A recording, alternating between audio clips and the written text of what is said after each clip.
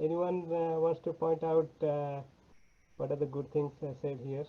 I think some of the question Manas had earlier probably answered in this video, right? Also, I think what they said, we are able to get whatever the client wanted, while they are cognizant that some work has to be removed, or like, so they also know if everything cannot be done in the same cycle.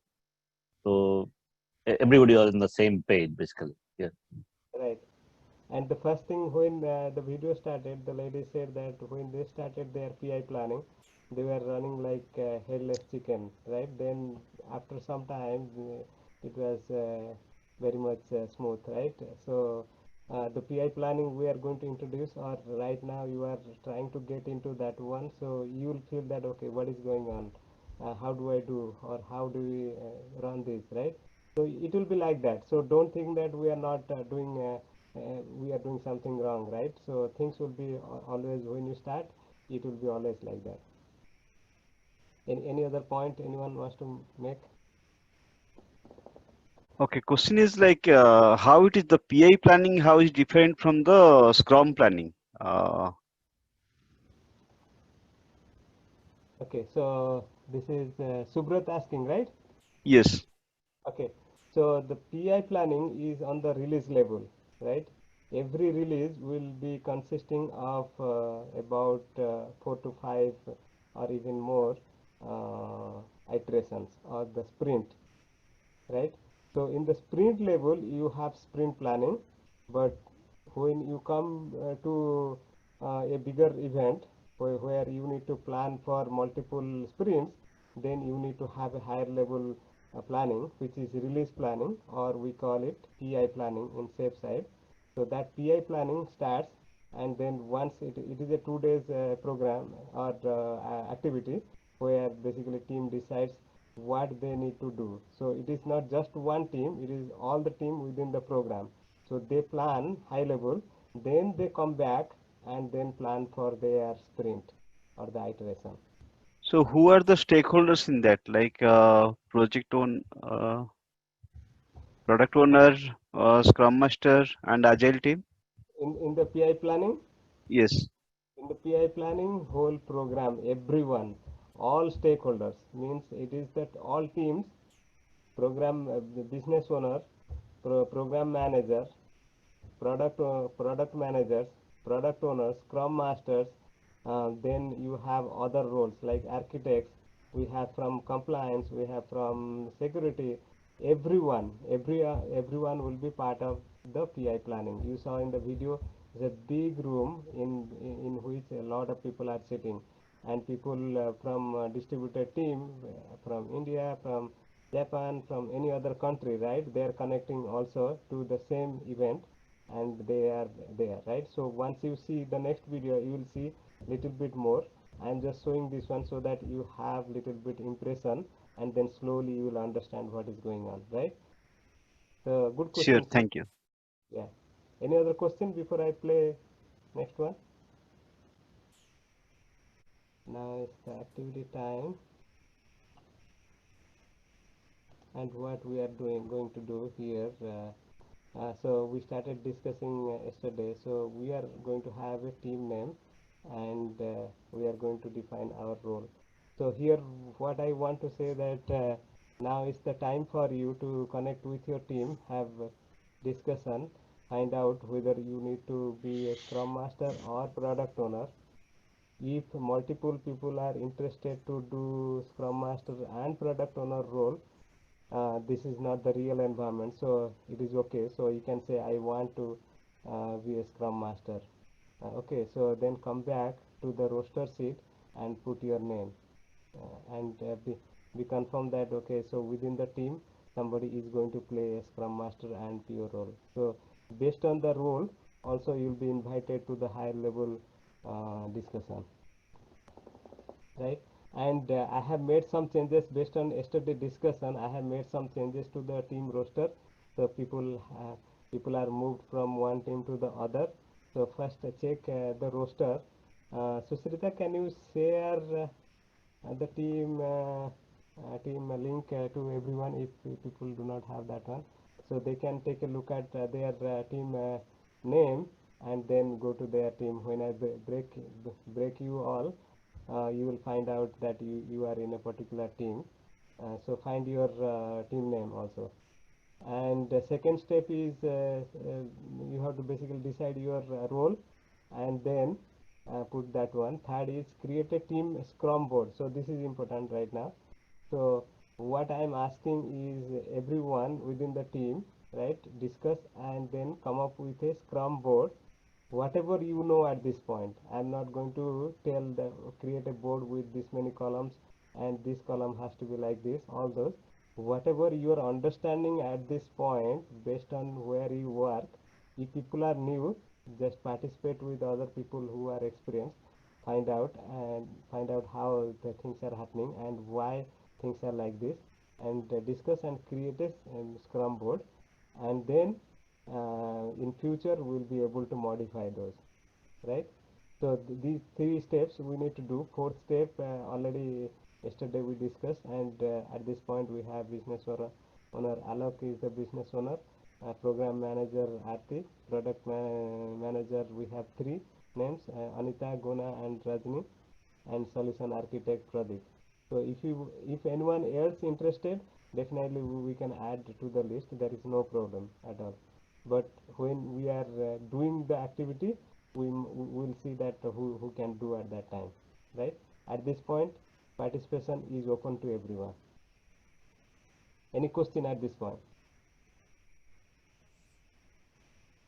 At the program level, we have decided the product manager, program manager. So at the team level will also be the same role, right? Who are responsible in that team. Team level, in this activity you are deciding who is the scrum master, who is the product owner. So right now you'll be going and discussing with your team, and basically if you are interested, so say that I am interested for PO, I am interested for scrum master, and there is no one stopping anyone, right? And if in a team we find multiple product owner and scrum master, come back to me and we'll see how we can adjust people in different teams. So but if you are interested, tell that I am interested, and then you know the scrum master role, you know the product owner role, right? So when activity starts, other activities, you will be basically kind of doing those activities based on your role. Got it. Sense? And how long will be this activity? So this activity is 8 minutes. So basically within 8 minutes. So if it is taking little bit here and there, that's fine. I am open. So I am checking how soon people are completing. But 8 minutes to complete your all your activities. So basically you will go to your roster, take your name, and then which team, and then come back, discuss with the team, come up with a team name quickly, maybe 2 minutes, and then Scrum Master, product owner. So everything's I think 8 minutes okay. Because Scrum board, if you think it will take little bit time, I'm okay, I'm open. So 8 minutes at this point, maybe 10 12 minutes, fine. Then come back and we'll discuss 5 minutes in this group, and then go to the next step. Okay, looks like some people are back here, and other team still doing some activity. So we'll give maybe another 1 or 2 minutes and then break them out or bring them back here. So which team completed so far? Vishnu, Charlie has completed. Charlie? Okay. Yeah, Charlie is we just almost have Team Echo also. Echo also. Okay. the roles and I mean, we have defined the roles and we have created a Scrum board. And under Scrum board, do we need to do anything in action? Team name? Charlie, Means Team do we name. need to define the responsibilities? After that, do we need to define the actions that needs to be done? Sorry, Sujit, we are not able to hear your voice. Okay. Do we need to create all the actions inside the define the responsibilities? No, your voice is still breaking. I think Vishnu is trying to ask that do we need to do any activity on the Scrum board, or we just need to create the column and leave it? Yeah, just create the column, understanding of why we are creating so and so column, right? That's the basic understanding, right? Everybody should be in sync. that this is our board and why we are creating this board with these columns. What's the purpose, right? Without purpose, somebody creating just columns, column A, B, C, D, that won't be a good one. I need to name the columns the swim lane, I say, right? So the swim lane should have proper meaning, how the activity will move from one stage to other, right?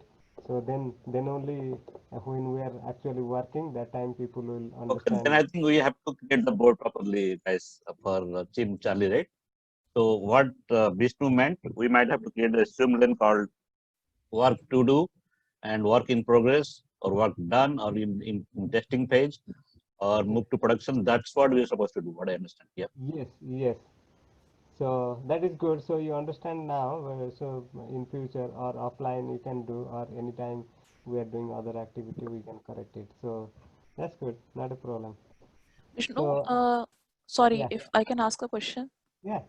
Go If ahead. we say that the team is cross-functional and every developer is doing the testing on their own part, so where is the role of the tester in such a team? What does the tester do when the developer is already testing? So does that mean the industry is shutting down all the testers now? There's no jobs for them? And similarly, on the board perspective also, if the testing is being done by the developer, so why do we have that testing column in that? I've seen that many a times. No, so cross-functional is not saying that one person needs to do everything. That is not cross-functional. Cross-functional is within a team, we have all the skill set to deliver end-to-end product. That Yeah. is first thing. Second thing is we have T-shaped. So we'll talk about it in future, but since you asked, I'm telling there is a T-shaped concept where in the T you will see a vertical line. If you see the T, vertical line is the core skill. I'm a developer. My core skill is developer, so I will develop, and at the same time I have horizontal line. Both side I have different skills, so I can operate as a tester if required. I can guide testing team in terms of certain requirement. I can review their test cases. Tester as a core skill testing, they can review development work. So everybody should be there in a position to help everyone, and it is a self-organizing team. If it is something like I am saying that, hey, I am a developer, I am just doing development, don't bother me any other thing, even in estimation also there will be problem. People will not understand what the tester is doing, right? So Yeah. cross functional team means people understand holistically everything, and they have the core skill, they are operating with that one, and they are helping, putting their helping hand wherever necessary. So the end goal is to see how we can deliver one thing at a time and move that one to production or to the customer. To do that one, whatever necessary, right, everybody will be putting their hand.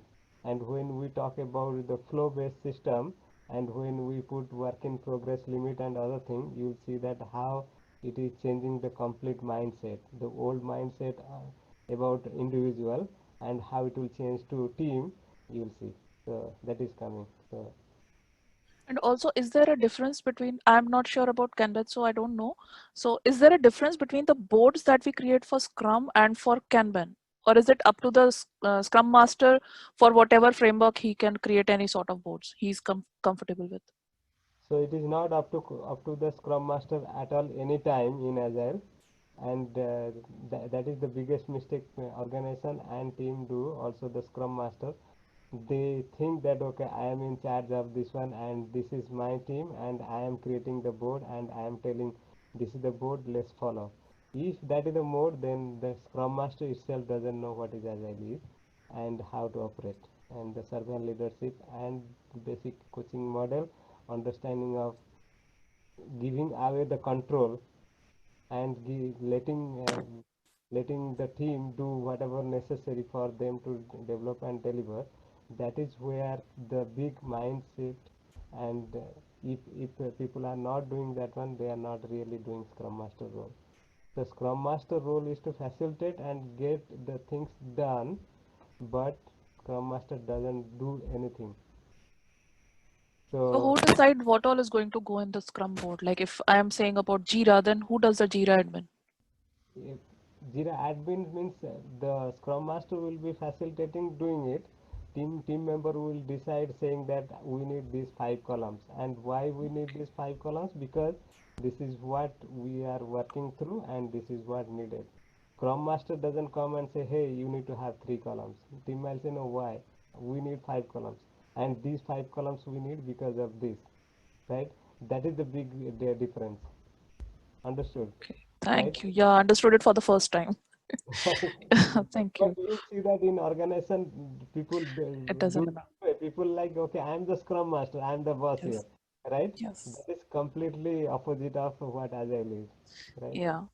Because all this knowledge, whatever I'm talking, come from an actual Scrum Master who's working in the organization. So she said she's the Jira admin, and she drives how the Jira will look. No, that is totally wrong, and that is where failure is. And Agile fails because of many of these small things. Agile people need to understand how we need to give the control to the team, right? They people feel that I need to control. Development manager, they feel that I need to control. I need to control my resources. Otherwise, they will do whatever. So that mentality has to change, right? So until that mentality changes, team will be always looking for upper level to guide them, right? Yeah. When they wait for other people to guide them, they do not do anything. They say, okay, my manager has to say, so that I will do this one. So what good thing they will deliver? There will be no creativity coming. They are just waiting for other people to guide them, right? So the moment we give them the autonomy, right? When we give them the autonomy and say that you do what is best for this one, as long as you understand this is the value needs to be delivered, we put the scrum masters and the leadership, they put the framework in a way that team develops the best way to deliver, right? that is Right. that is the mindset has to change, right? So Thank you. I think this is high time. If people are still working, let me break them out.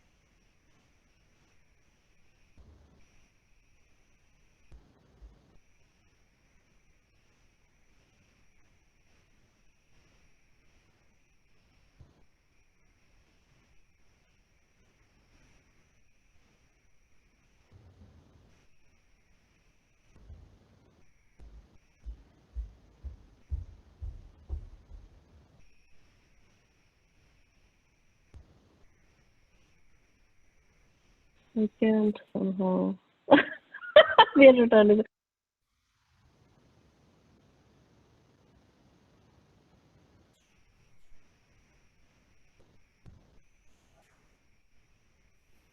So how is the breakout, and what we did activity wise? Randomly, I'm going to pick Juliet team.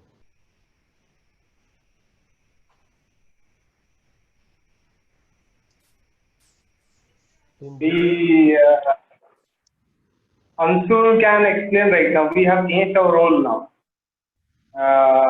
Since people are interested for different backgrounds, Okay.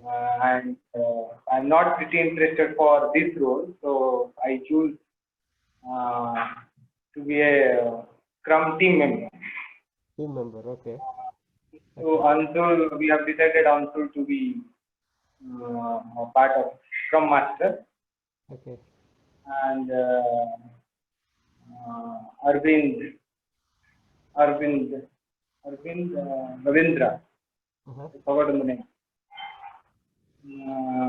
Yes, Arvind. Arvind will be product owner. Okay. And what's the team Anshul, name? About the discussion So, as well. sure, I'll briefly summarize what we discussed. This is Anshul. So the team name would be Tiger. It's basically an acronym for, I forgot what Arvind actually told us what the full form is, but once he comes back, you can tell, so T stands for teamwork, I for innovative, uh, G for growing, E for, I think, evolving, something Everybody. like that. So he put together something like that. No, that is this Sure. is very good. So I did not expect people will be coming with a good creative idea, but this is very Yeah. nice. And then we decided on a project as well, what we'll do. So Arabind is from a pharma background. So, and I'm sorry, my video is turned off because otherwise my audio would crack. So what we'll do is sort of a dummy project. He's working in pharma domain, so we'll try to create or at least have the requirements ready for a project where we'll try to build up a platform which can be used to automate the audit for FDA. So he told us a couple of different things how FDA is changing or evolving. So we'll try to uh, elicit the requirements from Arvind as a product owner. I'll be the Scrum Master and create some tangible stories out of that. So that's the dummy project that we would try to do. Okay, no, that is very good. You are kind of ahead of the game. But we might not do that one. We might do something else. But this is a good Okay, start. You have thought sure. put the thought process.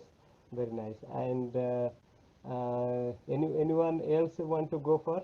I want to check the sheet itself whether it is complete or not. Let me share my screen and show you. Vishnu, this is Aarti here. We can show what we did from Delta. 1 second, Aarti. So let me first. So you are able to see the screen. Yes. Yes, we can. Yes. Okay, so the first team is Alpha. We have the product owner, Scrum Master. That is good. We have next team is Charlie. Charlie, there is no Scrum Master. Yeah, Charlie team. Manan Trivedi is the Scrum Master. If you can see in red color, the red line. Yeah. Oh, okay. So Manan. Okay, I see. I see. So Manan joined. So I Hello. thought Manan is not joining. So Yeah. I'm noticing that okay, some of the column here not filled. So that's the reason I could not decide whether the person is joining or not. So looks like Manan is joining. So if you can fill previous dates, whatever you attended, that would be good. So Scrum Okay. Master, I'm expecting product owner and Scrum Master. They should be definitely joining the call every call. Otherwise, there will be problem. So then we have Delta team. We have Scrum Master, product owner. That is good. And then we have Echo. I see the name here. This is good. So other team, I don't see here, but okay, you can put the name here so that we can change. So Scrum Master or PO Ritu, both. So since Scrum Master is here, so Ritu, I would say let us change it to just product owner, Sure. right?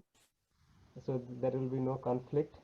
So you can see what the Scrum Master is doing, but is that okay, Ritu? Yeah, sure. I'll update that. Okay. So here I see PO, to Scrum Master. That should be fine. And we have, okay, so here I see a lot of people are interested. So that is good. So we have product owner, Scrum Master, and here Juliet team, you have not put your Scrum Master, product owner here. Yeah, this is, I think, we did a long conversation and forgot to actually Okay, no, update this. But I will do this, as we are speaking. okay, no, that's fine. So put this one and change your name, your team name to Juliet hyphen Tiger, like that. Yeah. So whoever completed their team name, please put it. So it will be good. So this is good exercise. And Aarti, you want to say something or show your screen? Yeah, I can share. Yeah.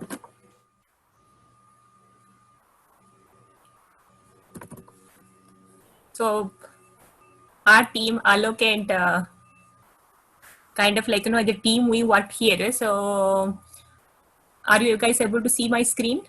Yes.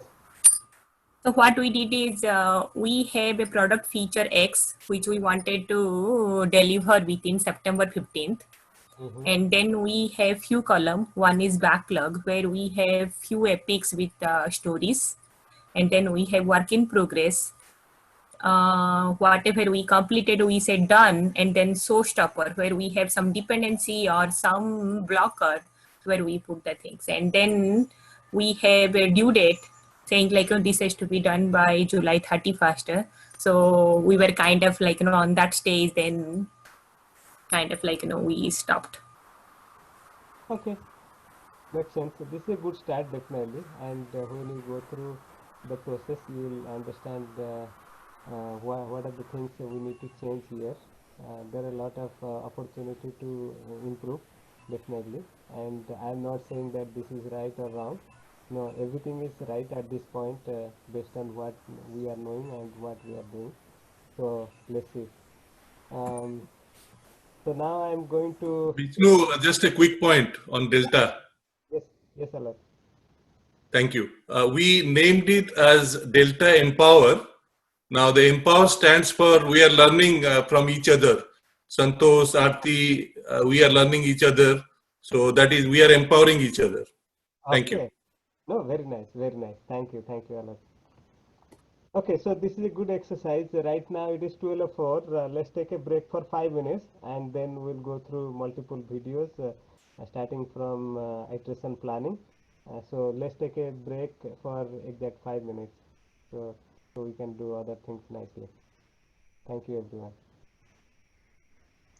So let's talk about different ceremonies within Agile, and one of them is planning, which is iteration planning. So we have release planning or the PI planning, and on the team level we have something called iteration planning or sprint planning. So I have the video here. Let's look into it. So Vishnu, this is Arvind. Definitely, it was going a bit faster, but I have one question. I need clarity from you. What is the meaning of story?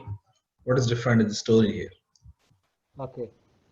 Anyone wants to take this one? Yeah, I think the high level generally we start with the epic, and individual will be the user stories, right? What you want to. So story is something you want to achieve, part of that iteration. Give us some example. I would say epic is a term specific to Jira, but sometimes teams use it. So if you take it, if I be very specific, if we go into cultural example, so Ramayan is an epic and the different chapters are the stories. Got it? And now you decide what story you need to pick up for a sprint and the PO decides. Okay, very good. And one clarification or maybe correction. So epic is not specifically to Jira. So it is not Jira related. Jira is a tool, just for Arvind or anyone who doesn't know. Jira is a tool to track issues, epic feature stories, and many other defects, many other items. So it is not specific to Jira. So epic is the generic term, as you mentioned about Ramayan epic.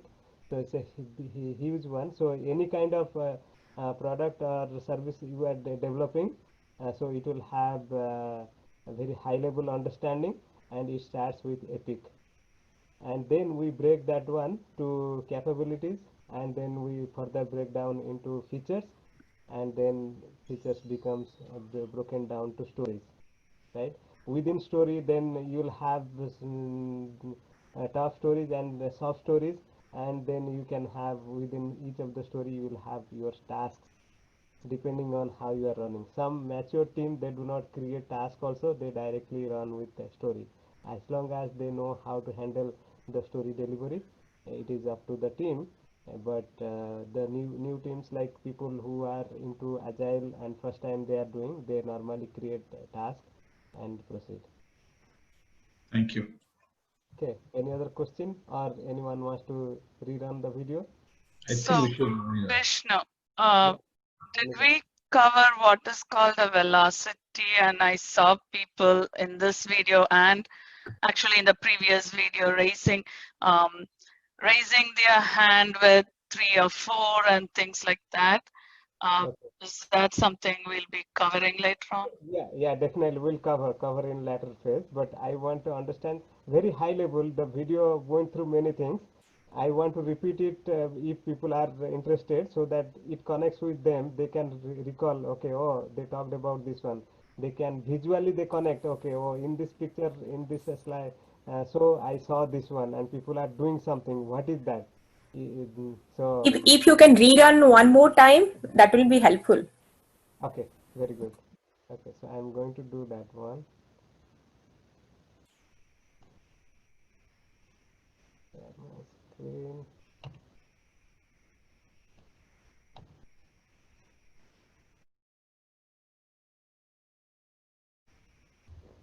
Okay, so second time I think you might have captured a lot of information, but we'll go through different slides and talk about each of the item, what we do in the iteration planning, so that you will understand the process completely.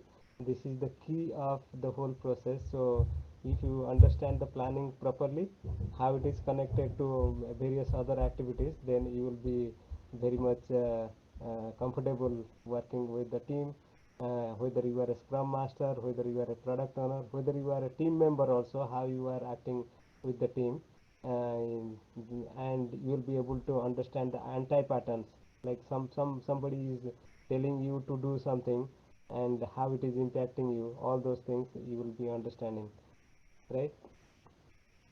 So iteration planning. So the first thing what you have seen so far is to establish capacity. So I'm going to go through quickly and then understand each of the item. Story analysis estimation, detailing stories, developing iteration goal, and committing to iteration goals, right? So these are the 5 steps. If you follow these, then you'll have no problem. So iteration planning is 4 hours within 2 weeks. So it varies depending on team. So some teams can finish in 2 hours depending on how much pre-work they have done. And this meeting is by and for the team. SMEs may attend as required. So these are the side note, and you see the picture here. It talks about capacity. So if you see this picture, so on the left hand side, this is the product backlog, and there are different color coding. So you see here yellow, blue, and then maroon color, all those. So blue color is user story, maroon is refactors, and then the yellow one is maintenance. So maintenance could be like your technical debt, your production support work, maybe defect, all those items, right? So when we are talking about capacity, when you start the planning, you need to have basic understanding of how many members are there and how much capacity I have. So for example, there are 8 people, and within 8 people, Scrum Master PO, 2 member gone, and 6 members. 6 members are really putting effort. So they are in the team for 2 weeks in the sprint. So within 2 weeks sprint, how much effort we can calculate as their capacity. So people might be taking vacation. People might be working on some work outside of their normal activity because they have been given certain responsibility by the management. So they might be taking 10 or 15% of their effort, total effort, going for some other activity. So you need to identify those as a scrum master, or even product owner helps on this one. So as a scrum master, you are facilitating the whole process. So your job is to first establish the capacity, right? So we'll talk about each of the item in the next slide, just a high level. So in this process, you will be analyzing each of the story. So stories are basically broken down from the feature. So if you are working on certain feature, then those are broken down into stories, and then you are analyzing those stories and estimating. So you saw that on the video, the product owner is bringing the story to the team and talking about the story, and then people are understanding what is necessary, and based on that they are estimating, right? So estimation is done, then detailing stories. So here up to this one we are talking about what part, so what needs to be done, and based on that you are estimating. Now it comes to how. So people needs to work and deliver, right? Before they actually commit, they need to understand how they are going to make it happen. So it's high level again, not that every detail will be discussed here. So they need to discuss about, okay, what kind of test I am going to put, whether I need to have automation or not, whether I am going to do performance testing or not, so what database I am going to use. So those high level understanding of the whole picture will be there, so that they will be able to do it. So mostly this detailing part comes more in light when the team is very new and they are trying to understand. A mature team, mostly they will skip it because they have been going through this activity many times, and they know that, okay, when a story is getting done, they have to do automation, they have to do 100% coverage, they need to have TDD, pair programming, they will be using Gherkin language for BDD. So if they are doing constantly, so this detailing part they will not be discussing in the meeting, or maybe in between they will be just reminded that okay, these are the things needed. So there is something called definition of done and something called of definition of ready, right? Those things also they will have in their policy guide, so that they will be referring that one to make sure people understand what needs to be done, right?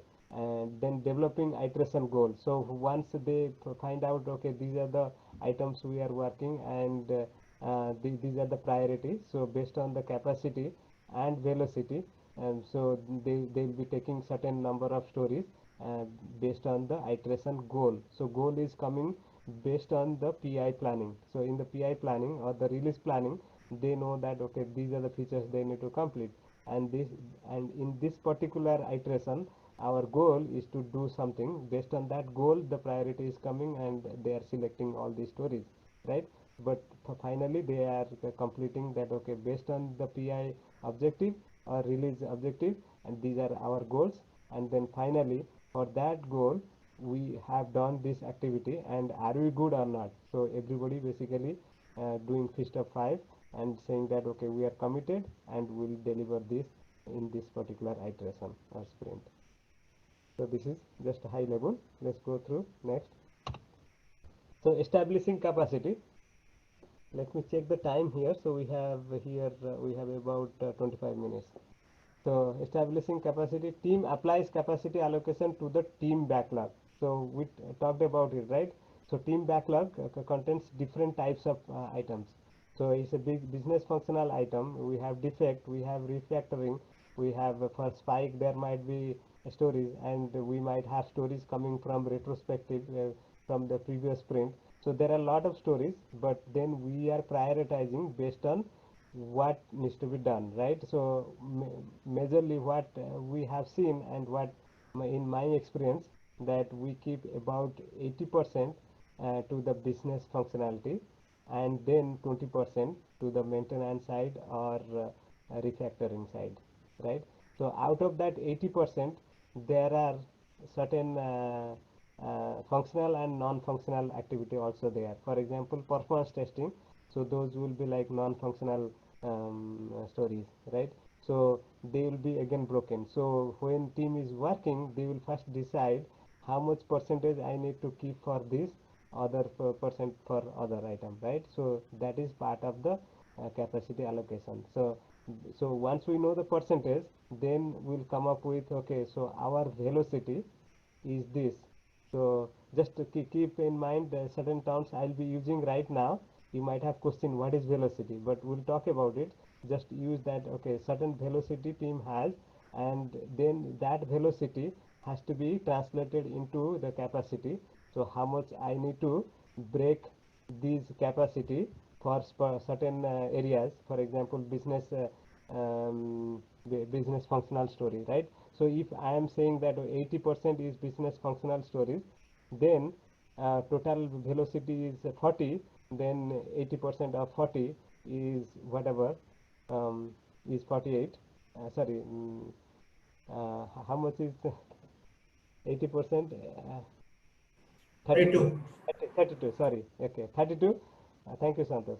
So 32 story points, then we have to allocate for business functional stories, like that, right? Then defect, how much, all those you will be calculating. So Scrum Master will have a cheat sheet or a Excel sheet kind of thing, so it will be automatically calculating based on this velocity. This is the number we have to do. So then product owner knows that this is the number. Product owner will prioritize the item and put those into different buckets. So then a team quantifies capacity to perform work in the upcoming iteration. Each team member determines their availability, acknowledging time off and other potential duties. So this is part of the capacity calculation. So the first thing is basically Scrum Master asks, okay, in the upcoming sprint or iteration, who is taking vacation or who is not available for doing the sprint work. So how much percentage not available, all those calculation is there. And then we'll come up with, so in next slide or somewhere you will find out how we are calculating that one, all those information there. So don't worry at this point, this is very high level again. The PO in collaboration with the team select the highest priority backlog item for each slice of the capacity allocation to implement in an iteration. So you see in this picture, so this is the iteration planning. So all team members participate, including PO and Scrum Master facilitate, and how they are getting, so they are getting the information from the product backlog. So product backlog is basically owned by product owner, and he or she is basically getting all information from this. So idea is coming from this side, so which is basically nothing but your PI planning or release planning. So from the release planning information coming, and this product backlog is ranked, prioritized, and then based on the capacity allocation, then product owner is saying that this becomes my top priority and let it go to the sprint backlog. So it comes and it goes to the sprint backlog, right, or iteration backlog. So once it is in the backlog, then people will be starting to work. So then they will go through the daily stand-up, they will go through multiple events. So product backlog refinement is there, iteration review in the last step, iteration review will be there, after that retrospective.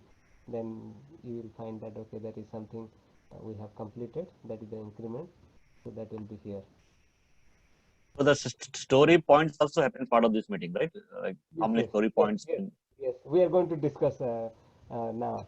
Okay, so now story analysis and estimating. So that is where story point will come into picture, right?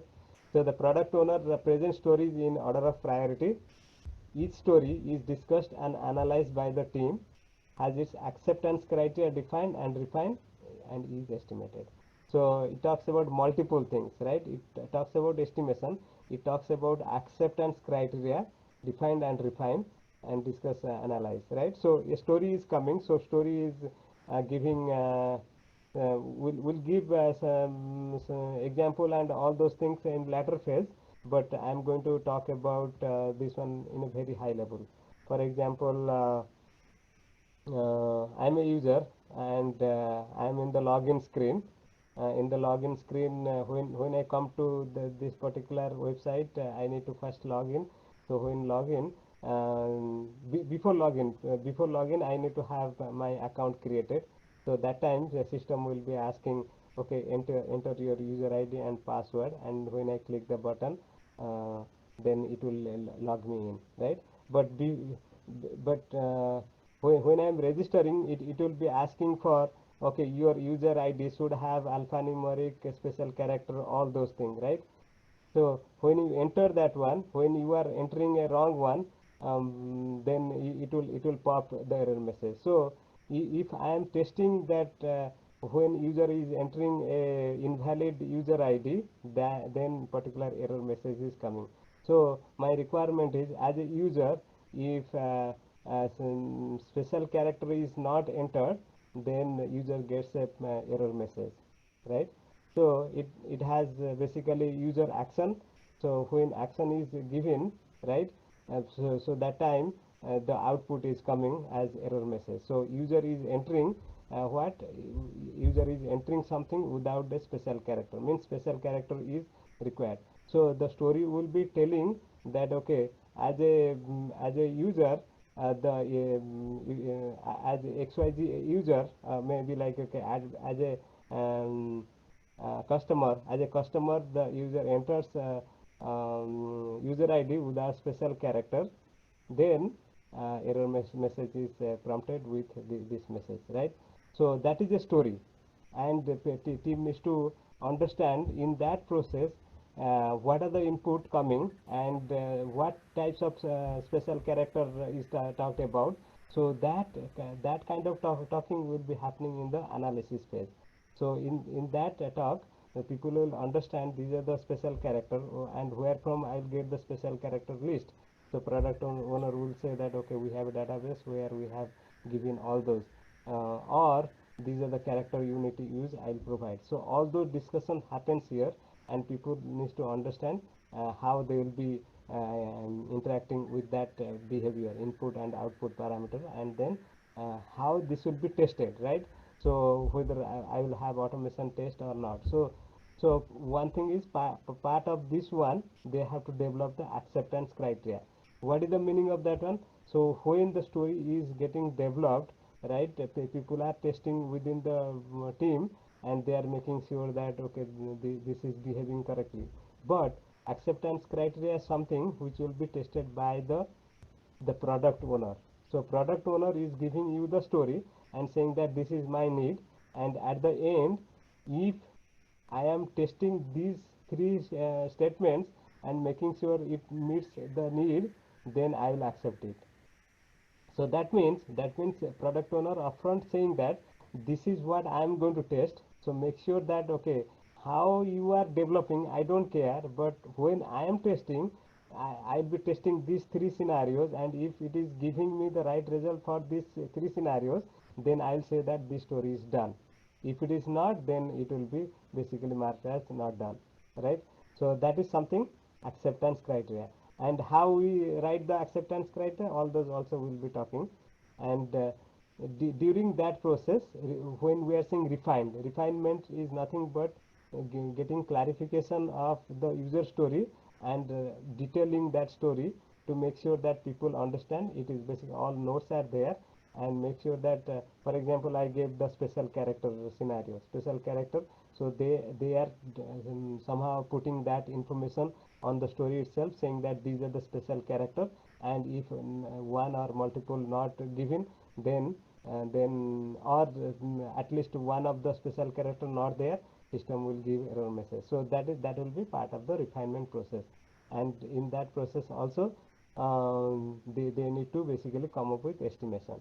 So now we are talking about estimation. Why we need estimation?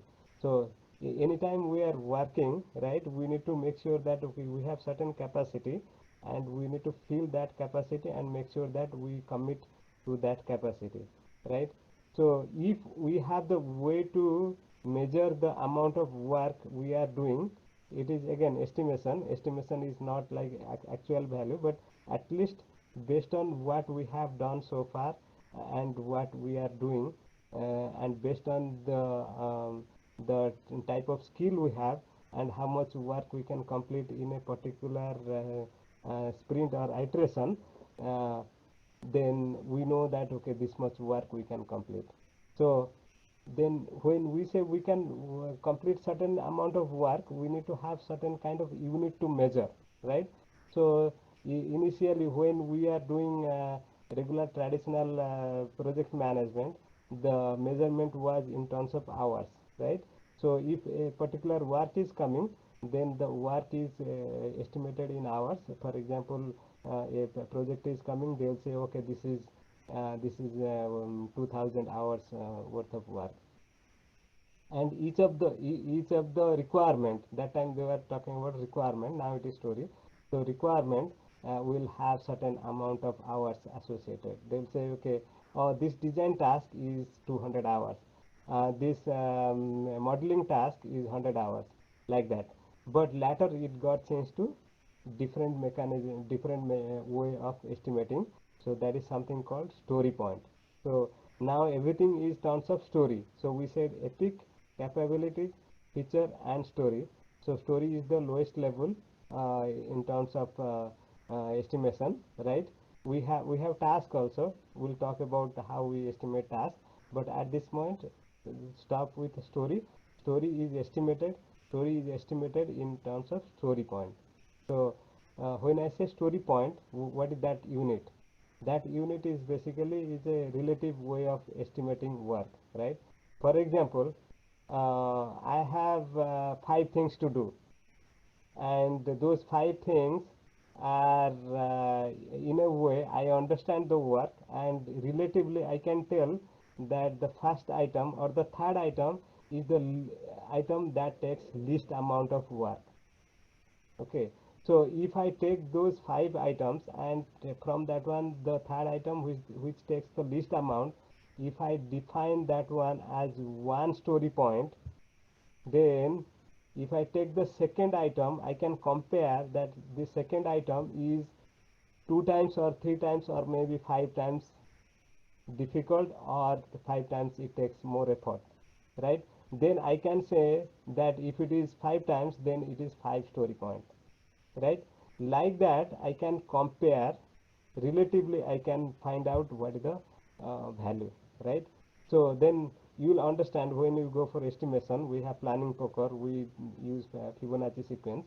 We'll talk about that one more, but at least at this point understand that okay, it's a relative way of estimating, and through that process you will be able to come up with estimating each of the story and come up with velocity, and based on that you can load based on the capacity, and then proceed.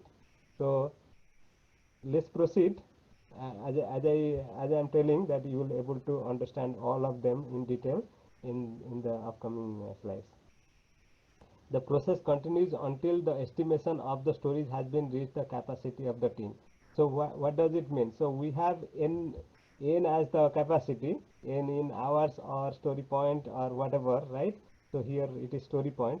So we have a capacity of 40 story point, and we are taking first story, which is 3 story point. That's the top priority item. The priority and story point capacity is total different thing. I might have a highest priority item, but it may be a small one, but that's the highest priority. So 3 story point, for example. Second item, next priority may be 8 story point. Third item may be 1 story point. Like that, I'm taking one by one, and at a particular time I will reach the capacity. Means okay, I say okay, our capacity is 40. Now we have selected 1, 3, 8, 5, all those, and then finally we are at 40, or we are about to reach. So when we are about to reach 40, or we have exceeded, then negotiation will happen. Should I take one more? Should I not? Like that, right? So that is a thumb rule, right? Okay. We always say that do not take 100% capacity. Do not fill 100% capacity. Keep some room, because you never know how many things in between coming. So for that one also we have way to manage. So once you start understanding how the Scrum Master is facilitating and managing, then you will understand that we never take 100% capacity. So we keep about, again, for about 15 to 20% buffer there, so that unforeseen things are coming, so you can manage that one. So never make it 100%. So it is like when you are going in the road, if you see that all lanes, like 3 lanes, 4 lanes, all are packed, you will see that the output is not good, means the flow is not there, people are jammed and it's not working. So if you give a little bit less room, then you will see that cars are moving faster. So similar fashion, when you have a team, or you have multiple teams, and you are saying every team that hey, you have capacity of this, you should take full capacity, then you are doing something wrong. Once you put the full capacity, you will see that everybody will choke and flow will not be there. So always give some buffer. So detailing story, as I said, detailing story is mostly used by new teams. Team members discuss who would be best person to accomplish it, how long would it take to accomplish approximately, what are the dependencies it may have to have to with other stories, right? So these are the things discussed. When a team is matured, they will be self-organizing in a way that okay, no need to ask this.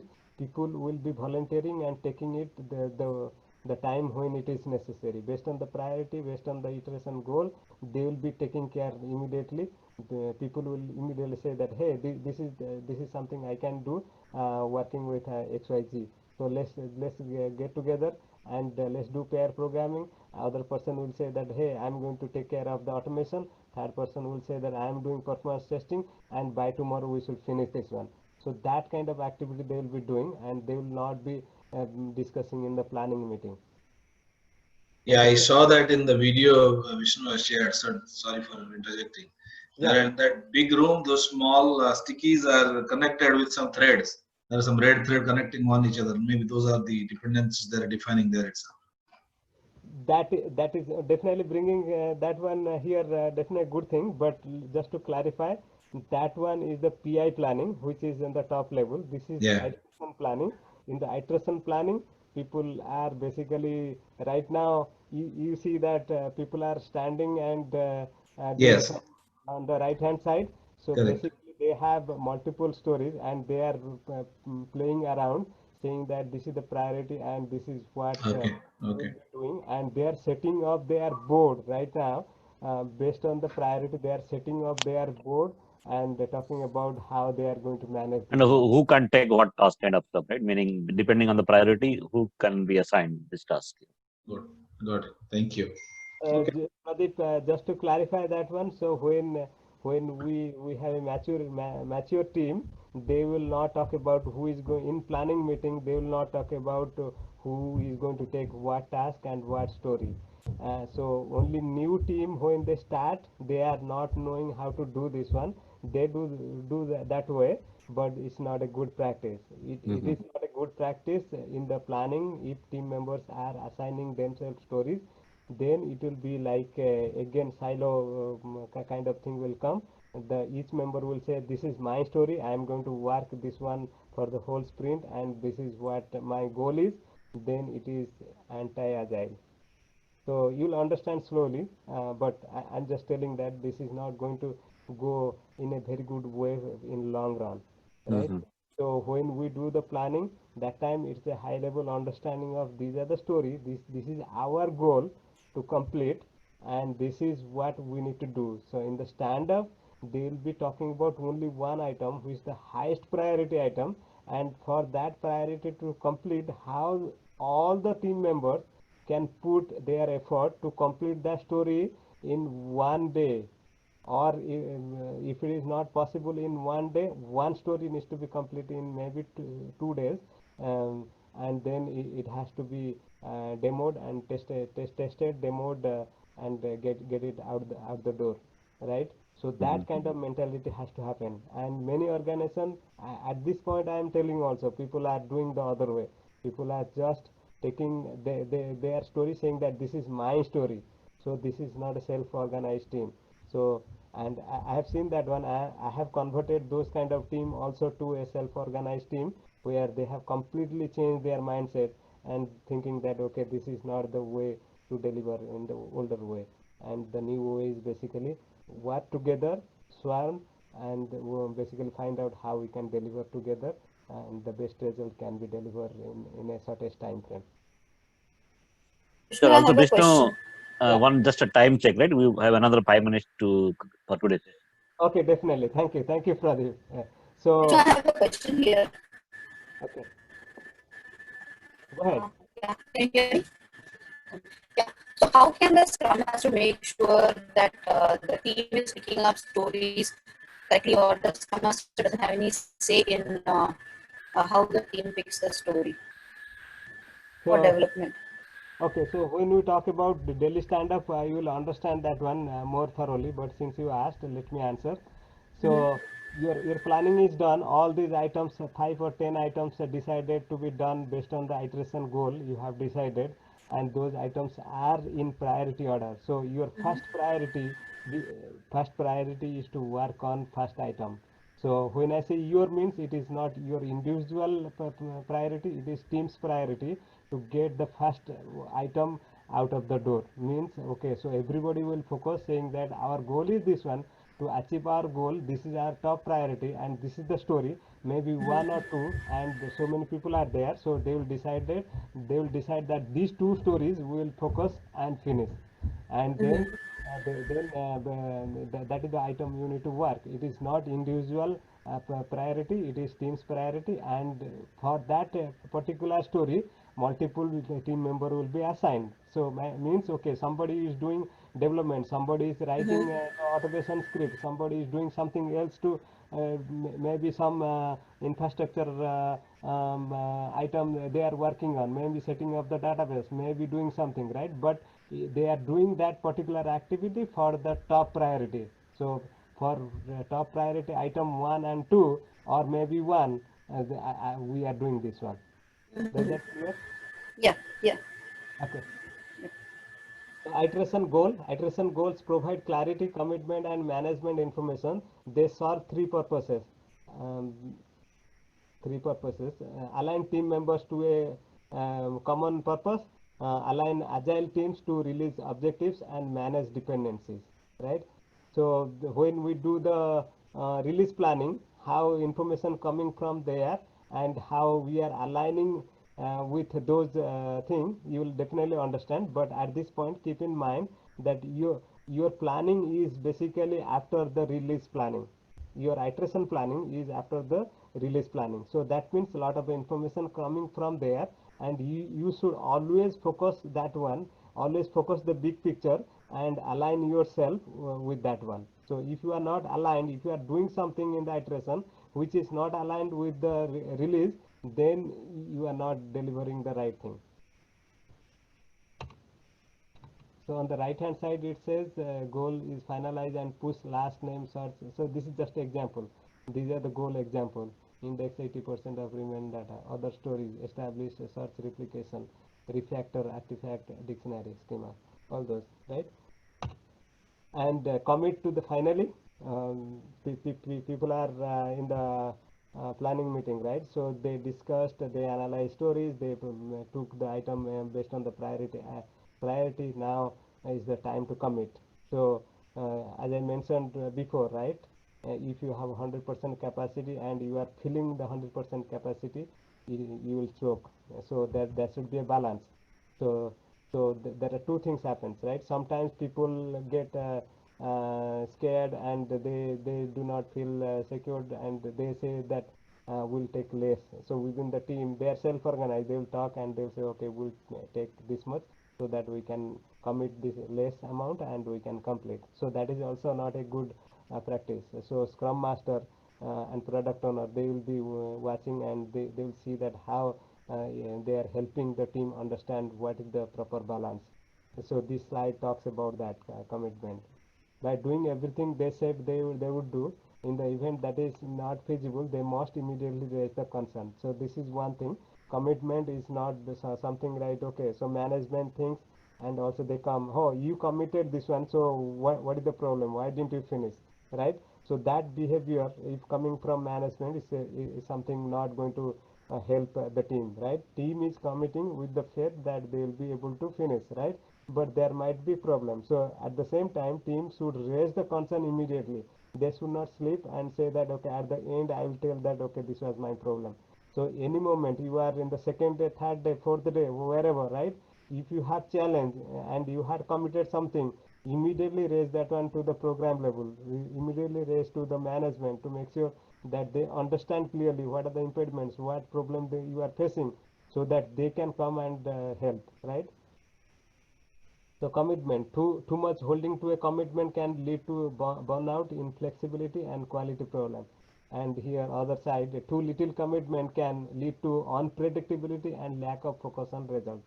Team commitments are not just to do work, they are committed to other teams also, the program and stakeholders. So when you are planning also, you always look into other aspects. Whatever item you are taking, whatever priority you are doing, right?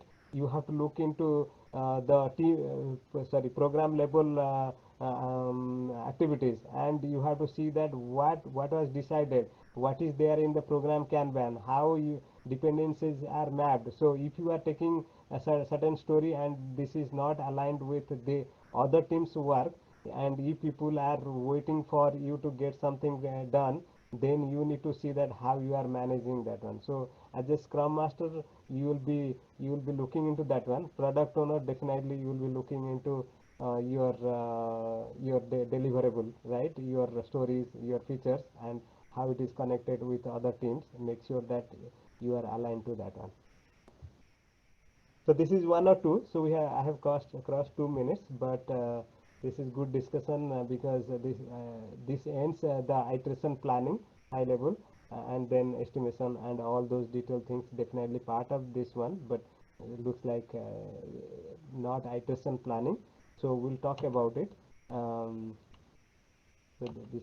this is the last slide. Sorry. So let's quickly look into. So we know that iteration planning is complete. So best practice and common and anti-pattern. Let's take a look at it quickly. Maintain time box. So that's a Scrum Master role. Make sure that okay you have you have some way to manage the time box. Ensure the team commits to the iteration goal. If team is not confident to commit, there is a problem. So you need to fix. So you need to go through some coaching model. Verify that the PO and other managers do not influence the team to overcommit, right? So people might come. So this is a problem. I have seen many managers, they'll be coming and forcing team to overcommit. So This that is a time great point, Vishnu. Scrum Master role is to basically protect the team from this particular activity. So this is the biggest challenge with leadership. Challenge the team to exceed their previous accomplishments. So this is something through good exercise you can do that one. Ensure that improvement items from the retrospective are put into effect. So retrospective is there, so which you will learn. So some outcome will be coming. So action item has to come to the improvement backlog, which will be part of the broader product backlog. And then you need to make sure that okay you are taking care of that. And when you are doing the capacity allocation, you need to make sure that you have some percentage of allocation there to look into this improvement item. Ensure time is allocated for technical debt activities also. So this is where you see that okay when you are developing system, you are making mistakes and the system is not scaled properly. So make sure that you are looking into defects and all those technical debts, and you are putting that part of the planning. Anti-pattern, delving too deep Vishnu, into. sorry to interject. This is Arvind. Yeah. One question, what I understood is this ensuring the improvement items from the retrospective, they can also become a story, right? One story? Yes. Okay, Yes, thanks. and it has to be. It has to be. If Yeah, people are not doing, then they are basically not improving. okay, thanks. Going too deep into technical discussion, commitment is unrealistic. So you are doing a commitment, but unrealistic, then it's a problem. So you will understand. So slowly you'll understand. I am going very slow, but I want to make sure that people are understanding. So when we do commit, what kind of commitment you are doing, and there are items which could be uncommitted and still okay. So you'll understand that one.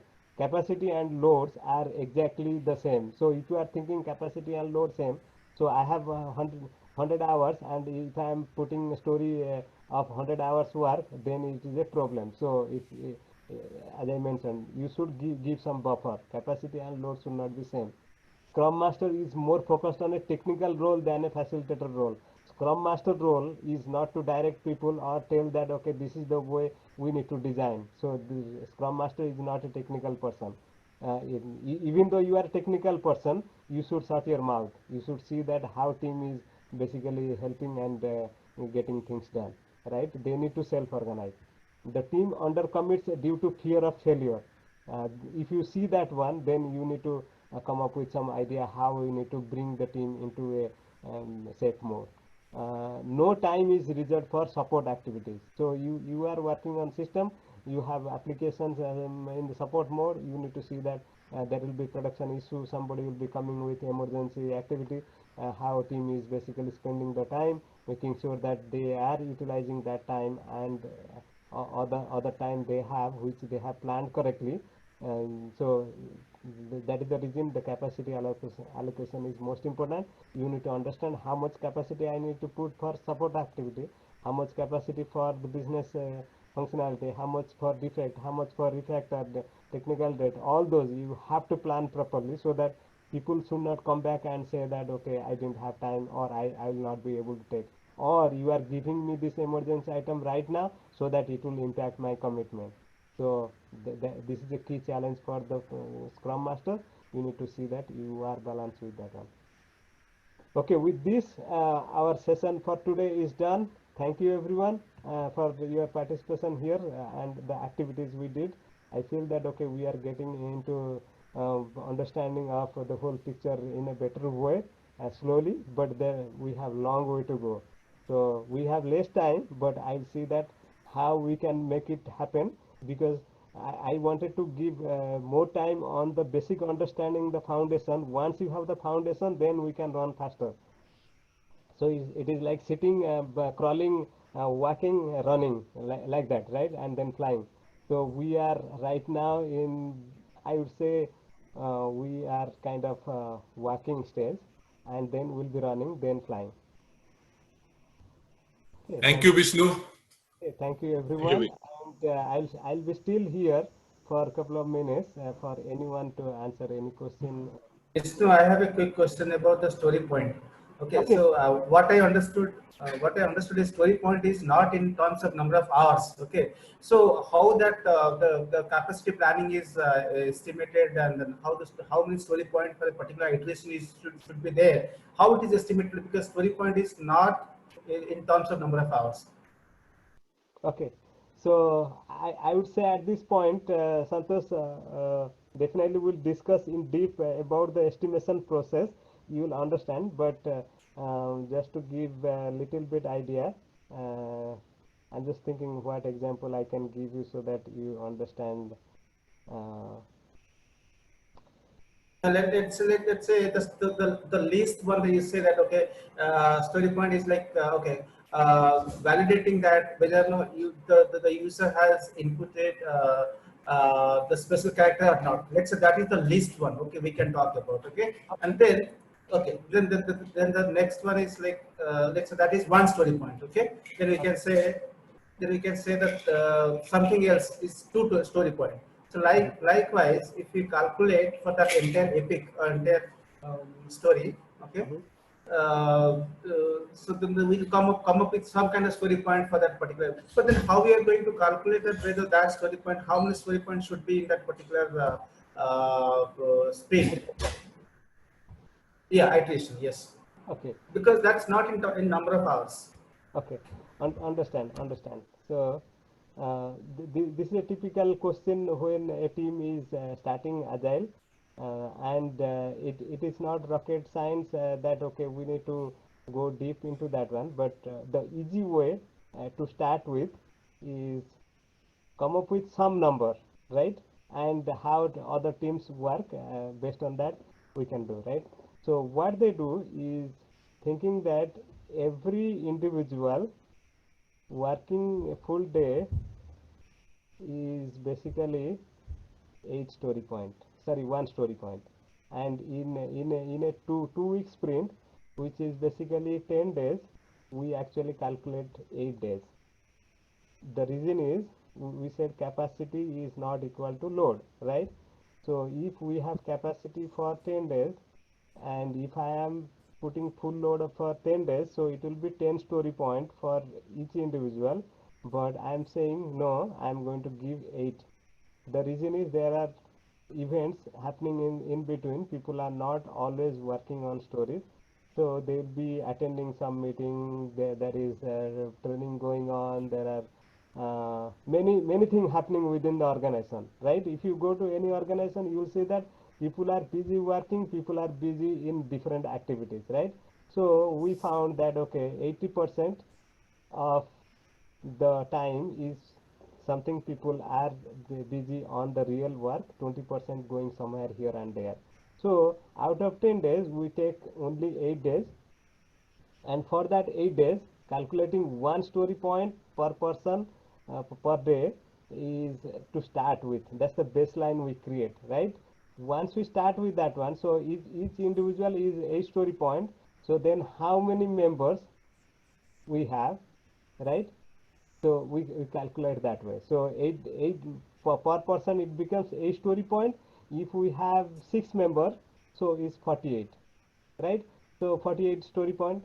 So they start working, by taking some stories, and then understanding that this 48 story point, I have 5 or say we have 5 or 6 or 8 stories. They started working, and then at the end of the iteration, they finish that iteration with so much of stories completed, right?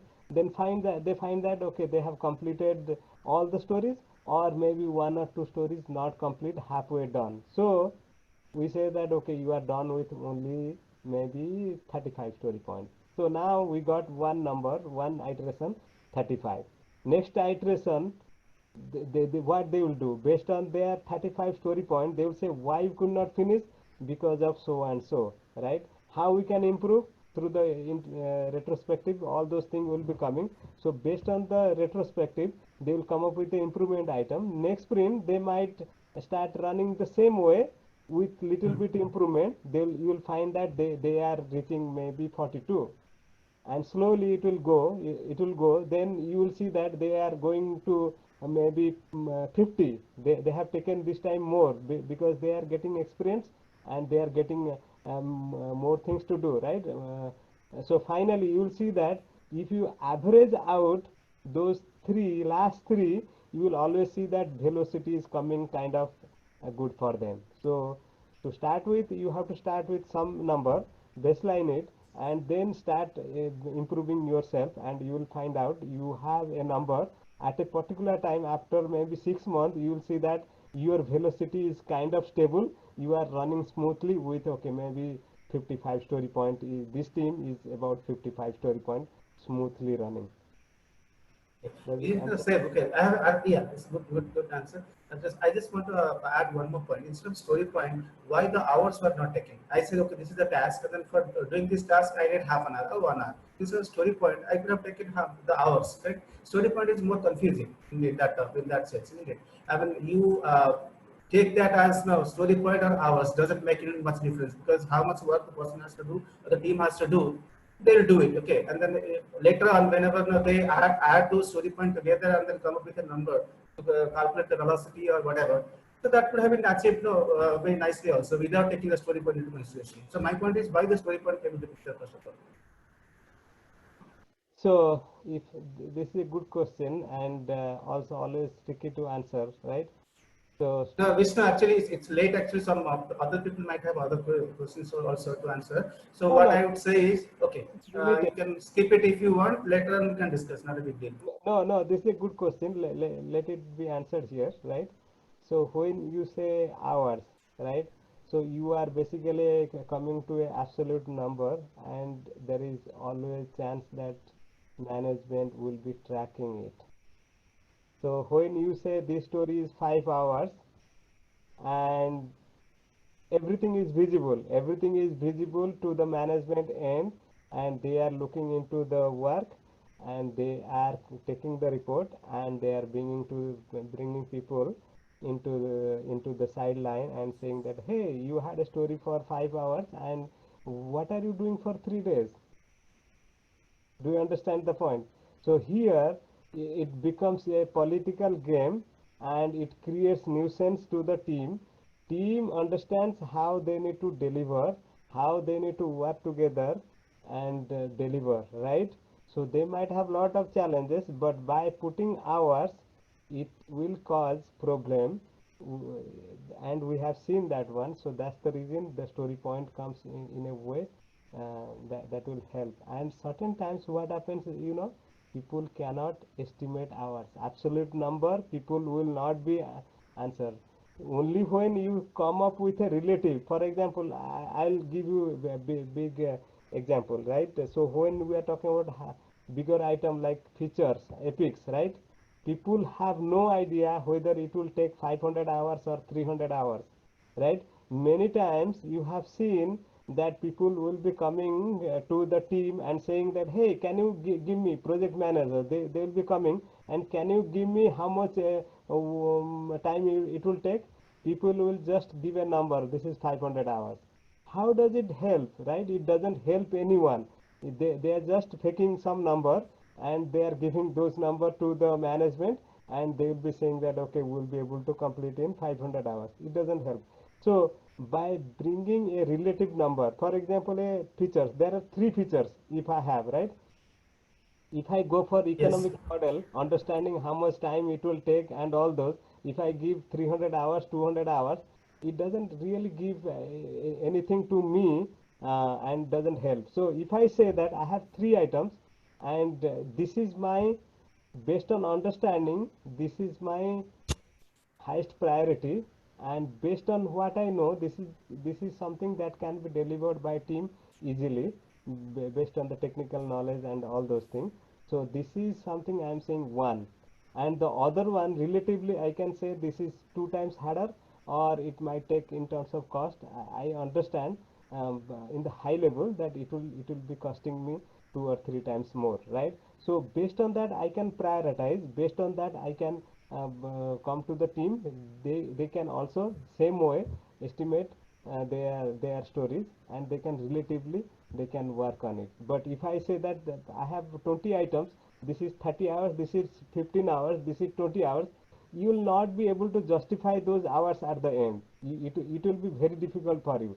But if it is relative, you can definitely say that, okay, I understand this one. This is relatively this much complex or relatively this much risk we have. So we'll manage this one. So Vishnu, Thank you, so much. Yes, sure. Vishnu, in that kind of like planning story point planning things estimation, right?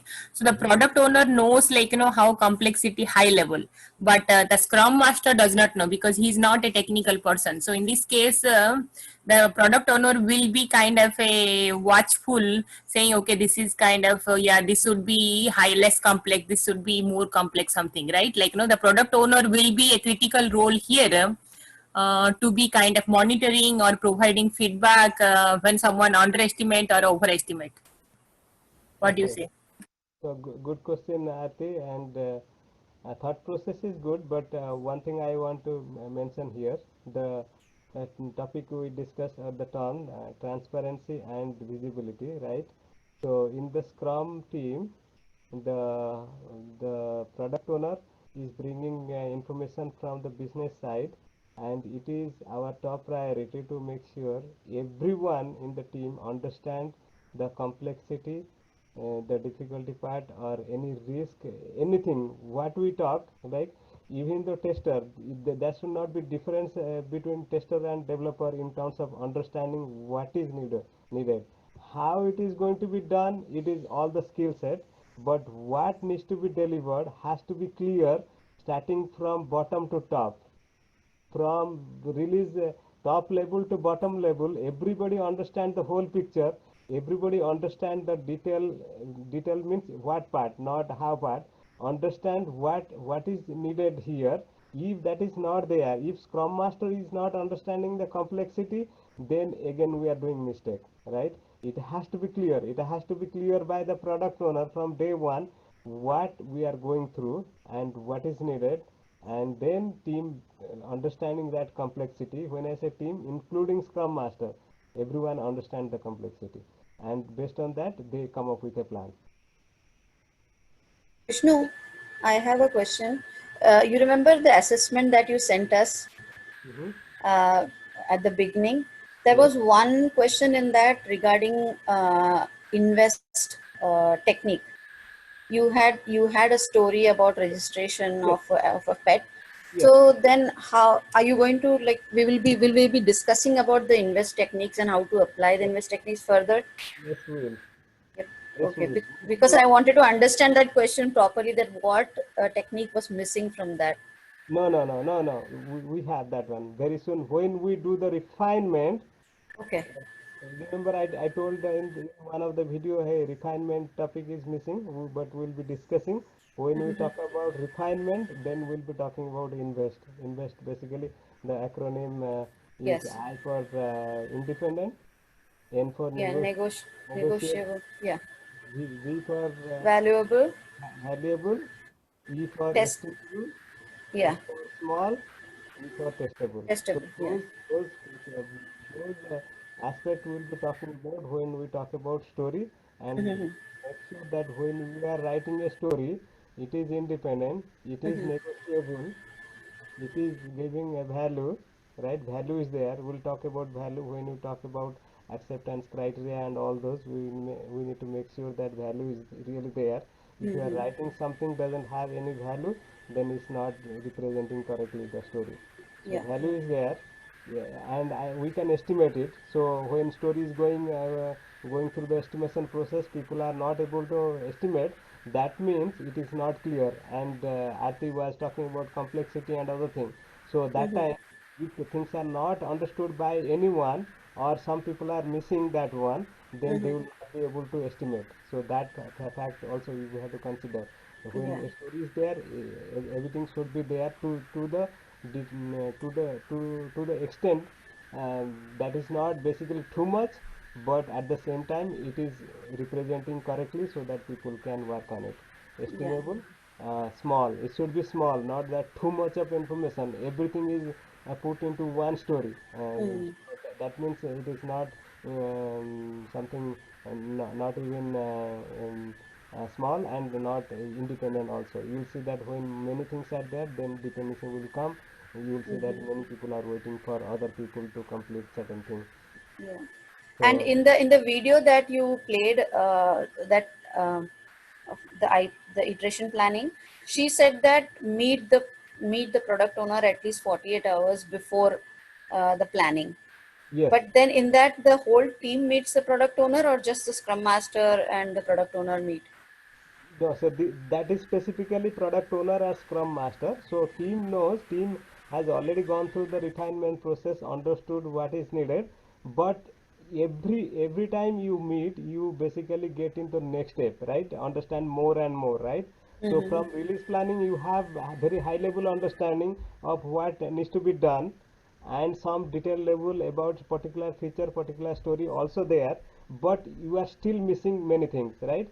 And then when you come to the planning meeting, if product owner is coming to the planning meeting unprepared, most of the things are not available or have haphazardly done, then Mm-hmm. you will be putting lot of effort completing your planning, and you will Correct. see that you are taking like a hell lot of time in the planning meeting, and your planning is not successful or halfway successful. Again you are taking next day to complete planning. People are wasting time, right? So it Mm-hmm. is all about you as a scrum master and a product owner together. You need to see that how you are enabling the team to basically put their effort in a way it is towards the delivery, right? Not wasting lot of time on planning. So you need to help the team to make sure that you are coming prepared and Mm-hmm. then getting the Okay. planning successfully done.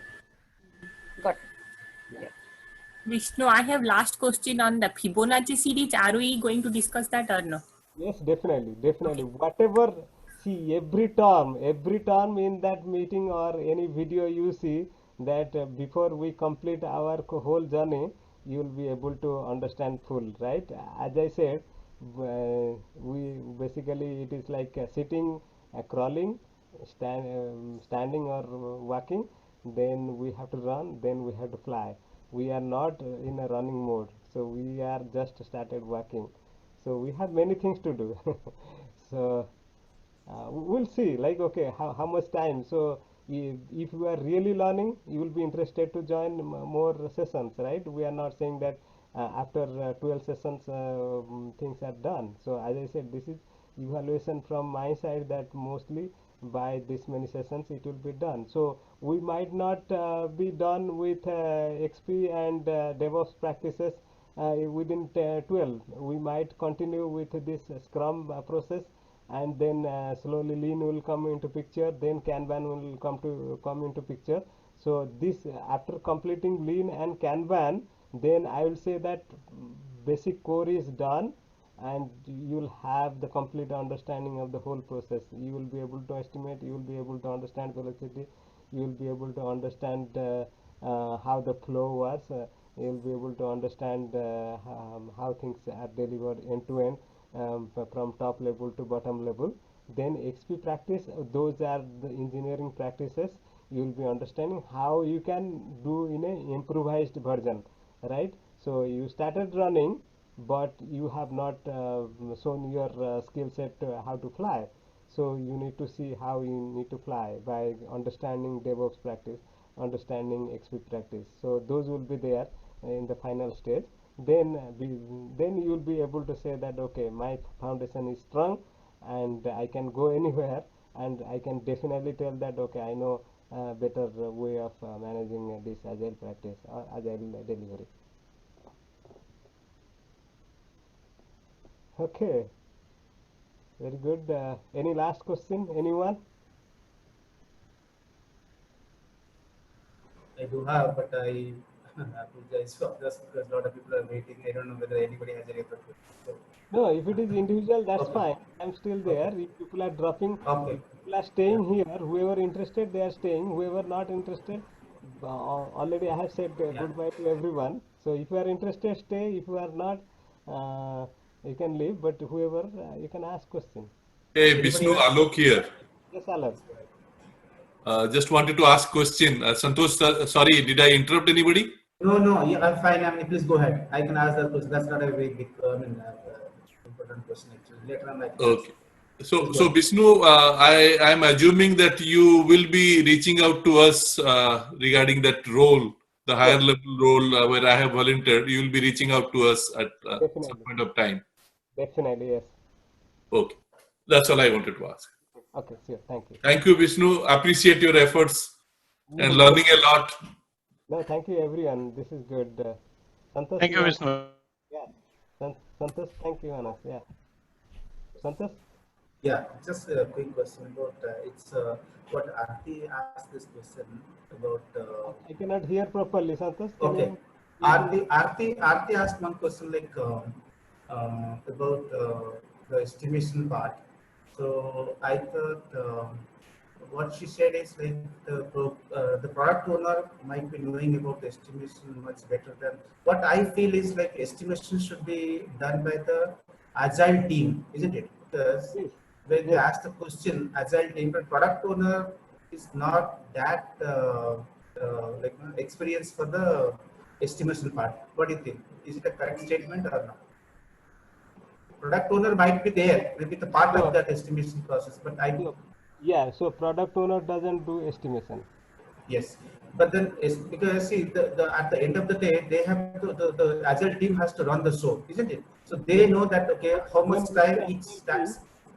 when we say agile team here for specifically for estimation, right? So agile team means except Scrum Master and product owner. Scrum Master doesn't participate in the estimation. Scrum Master is Right. facilitating, and product owner is demonstrating the story, and the team basically rest, basically not Scrum Master, product owner rest, holding the Fibonacci card or the planning poker card or whatever mechanism they have to estimate, right? So we'll go through that one, Fibonacci sequence and all those things, but they will have the card. You must have seen in the video people were putting the card with different numbers, right?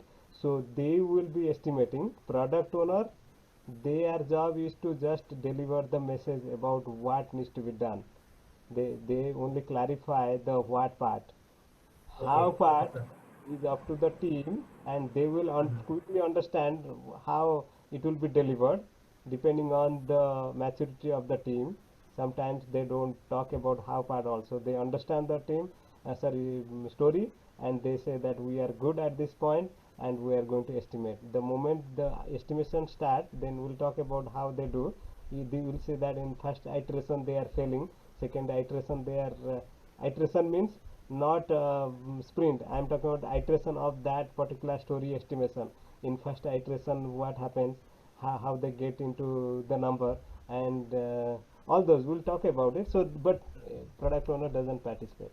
So Vishnu and Santosh. So here, what I kind of let me clarify a little bit. So what I meant, sometimes yes, the agile team will be completely providing the estimation, but sometimes when they underestimate or overestimate, so in that case, like the business analyst or product owner, someone like does they come into picture and say that like yeah, I think this is overestimated. The feature like is not that complex or something. Is that kind of happening? Means I see in the industry it's happening, but is that the right practice?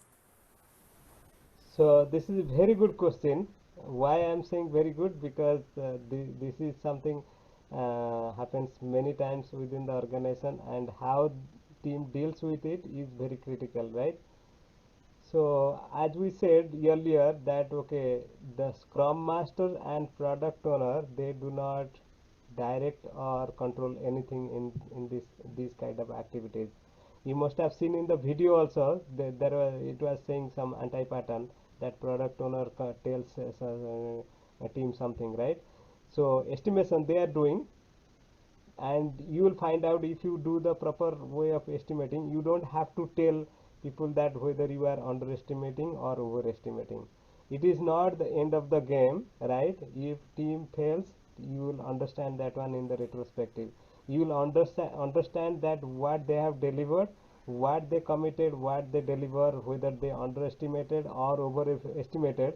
All result will come out at the end of the game, and team will be able to analyze that end outcome, and they will be able to retrospect and find out what they need to improve, right? If you think that okay, I am finding some problem, let me correct it right now, I am the Scrum Master, I am the product owner, I have the power here to I have the muscle to exercise, right? Then you are in a deep trouble. So you will not be able to help the team in the long run. You might be successful in the short term, but you are not going to get output. So you need to build the trust. You need trust. When I say it is basically through these small things, right? The moment you say that, hey, I am thinking that this is this is something underestimated, so you are basically dealing with the trust relationship. You are basically coming to a point. If team will think that okay, oh, the Scrum Master doesn't trust us, that what our estimation is, right? Let them fail. So the one key fact of the agile is basically let them fail, and they will understand from the failure how they can improve. Why you are putting your head. Your job is to see that how you can improve them through that retrospective process. When they realize that okay, they do not understand how to estimate, then you have a job to coach them through estimation process. We have a lot of guidance on estimation and how to improve estimation. There are techniques, right? So let the time come, you will find that okay, this is the right time to do, not in the estimation itself. If it is completely new team and then they are not understanding estimation process, definitely there is better way to handle that one, but not directly they are saying that you are underestimating or you are overestimating. So we have to be very careful on that one. Thank you, Aarti, for bringing that question, because yeah, that came to my mind when you said that. I thought product owner should not be a right person to do the estimation or even ask about the estimation, because he knows that what product has to be made. That's it. Okay, and then he may not be a right person to talk about it. That's why I wanted to clarify. Thank you, Aarti, anyway, for bringing this question topic actually. Thank you, Vishnu, Santosh. Thank you. And like Vishnu, like we see kind of especially in the banking organizations, right? We have lot of contractors, okay, consultants, right? Like so mostly it's new and evolving team when there is like lack of ownership because they are like consultant, right? So in that case, someone does the push, like someone is the bad guy, okay. Sorry. So in that case, how do you deal? Like I think as we grow, I think as you kind of like communicate, because you are very detail oriented, so you might be bringing that later, saying like on those kind of new and like means yes, like in the ideally it's a trust, it's a transparency all, but like when you have like contractors who comes and goes and like new, so how you kind of have a strong team there? No, definitely. Again, this is a good question. So, in fact, yesterday Arvind was asking a question about dynamic allocation, right? I said, okay, let's put that one in the parking lot and we'll discuss about the dynamic allocation Yeah. and how it impacts. So, this is exactly coming into that aspect where you have contractors, they are coming in, going out, all those things, and it impacts the overall delivery because when a new team member joins a team, essentially they go through 5 phases, right? So it starts with forming, Yeah. storming, norming, confirming, and performing and confirming, right? So those 5 phases, right? So whether you are building a whole new team, whether you are bringing one person, whether one person is going out, another person is coming, it goes through those 5 phases, and it is a problem. So as a leadership, in a leadership role, your job is to minimize those in and out, and see that how you can create a team who is going to stay for a longer period, right? You never can guarantee that okay, team will be fixed with these 8 members and always they will be there. So there is no way that is possible, but you need to see how you can minimize those.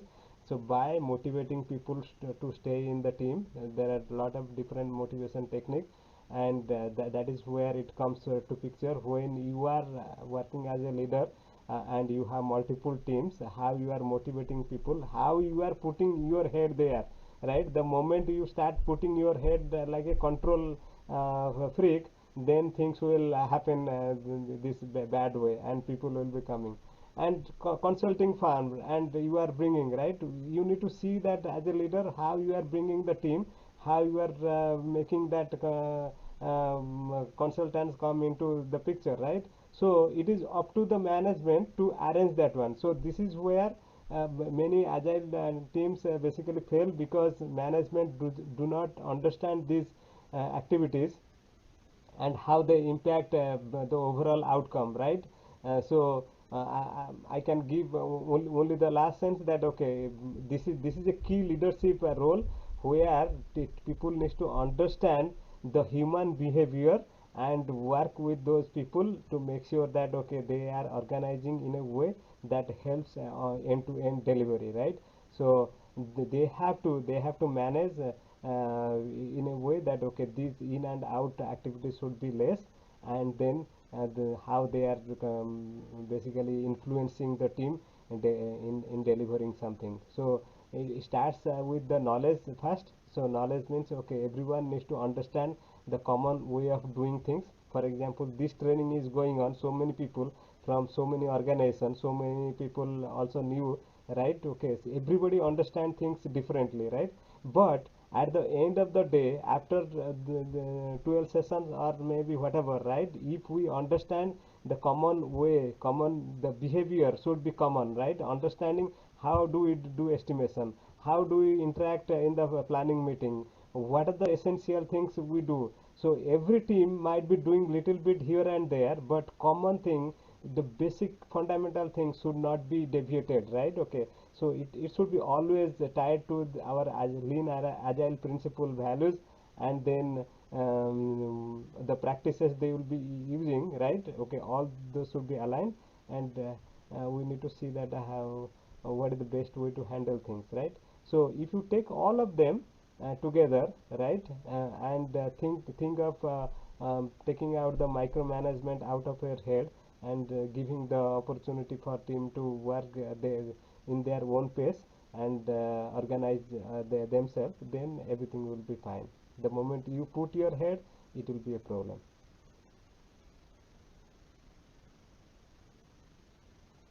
Make sense?